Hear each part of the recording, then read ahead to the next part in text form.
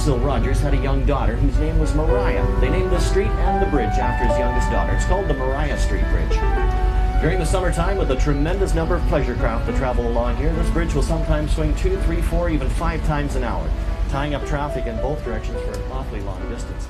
The 100th anniversary of the Peterborough lift lock is brought to you from a distance. The Peterborough lift lock looks awesome.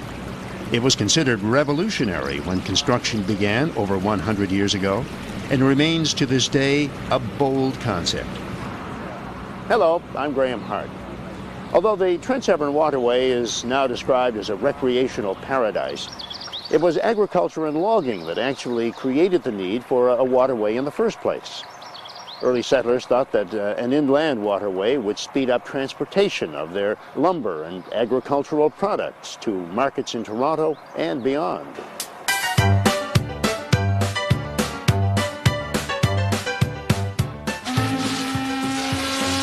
The development of a commercial waterway offered city dwellers new adventures into the Kawartha Lakes as steamboats cruised the calm waters, allowing passengers to step off the boat for delicious shore dinners in isolated clearings on the calm, crystal clear waters of Lake Cachawanuka, Clear Lake, and Stony Lake, with over 1,000 islands to choose from.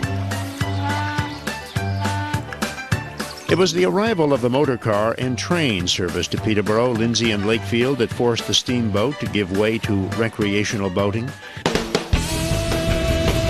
Now vacationers can enjoy the wonderful scenery along the Trent Severn Waterway by day, and then in the evening relax at one of the wide variety of marvelous resorts found along its route.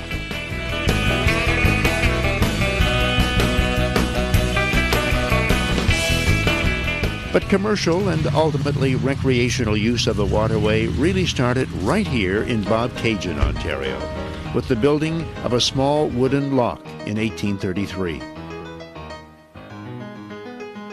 Bobcaygeon thrived with the increased development of lumber, cattle breeding, and agricultural industries. The Kawartha Dairy is now the only one of the original industries remaining in the area.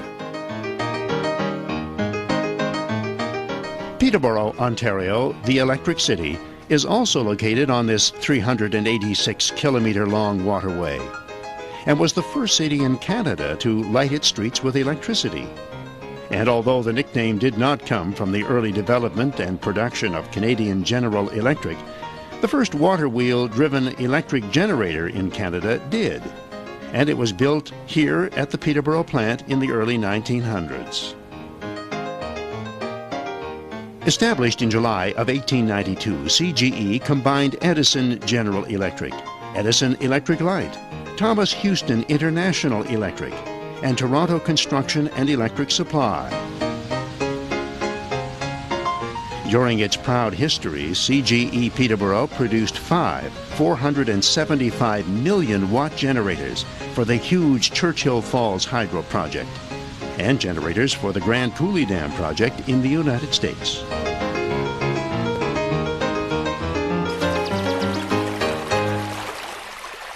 Peterborough is also home of the Canadian Canoe Museum, holder of the world's largest collection, with more than 600 canoes and kayaks and 1,000 related artifacts.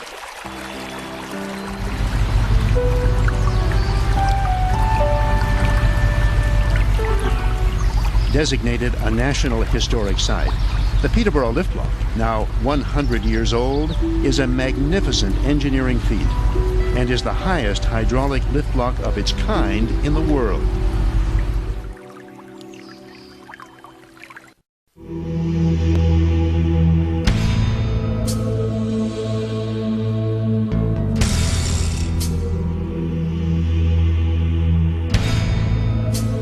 Building the lift lock was no easy task.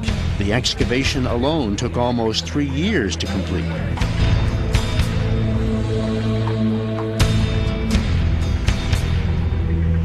Long before any concrete could be poured, 58,000 cubic meters of soil had to be removed to reach the limestone bedrock that would act as the foundation for the 10 tons of granite blocks that would form the base for the structure to come.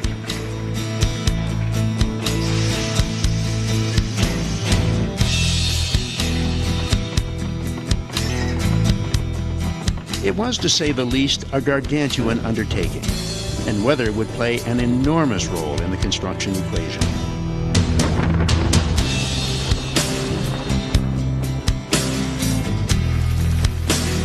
At times, work slowed almost to a standstill during and after a rainfall.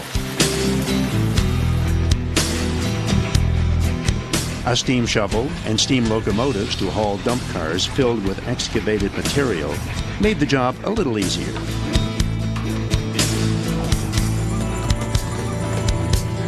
But in the final analysis, it was the workers with hand shovels, often in dreadful conditions, who were responsible for the lion's share of the earth removal process. Keeping the pit dry became an almost impossible task. Workers had sometimes to wade through knee-deep mud in the seemingly never-ending process of loading dump car after dump car by hand.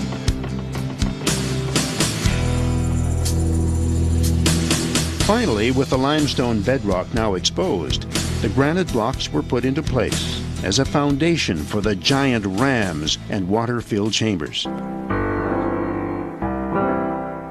In the early days prior to construction of the Peterborough lift lock, it would have taken several conventional locks an hour or longer to lower boats the required distance, compared with the only 10 to 12 minutes it takes today. So it was decided a lift lock, rather than several conventional locks of the time, should be built to overcome the 19.8 meter drop north of Little Lake at Armour Hill.